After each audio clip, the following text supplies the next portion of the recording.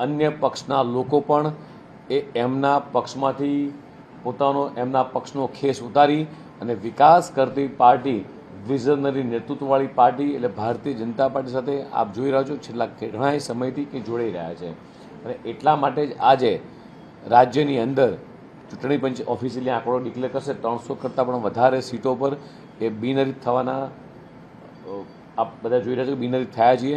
ઘણી જગ્યાએ ટેકનિકલ બાબતોના કારણે કદાચ ફોર્મ રદ થયા હશે, ક્યાંય કોઈ પણ જગ્યાએ કોઈનું ઇન્ટરફિયન્સ હોતું નથી આની અંદર।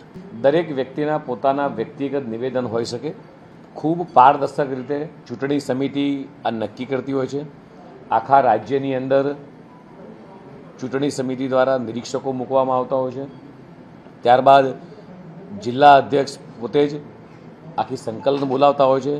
દરેક નિરીક્ષકોને દરેક ઉમેદવાર પોતે પોતાનું પરિચયપત્ર આપતા હોય છે, ત્યારબાદ જિલ્લાની અંદર સંકલન થતું હોય છે। ધારાસભ્ય સંસદ સભ્યથી માંડીને બધા જ લોકો સંકલન કરતા હોય છે અને ત્યારબાદ એ લોકો જ નીચેથી જિલ્લામાંથી એ પેનલ બનાવી અને લેતા આવતા હોય છે।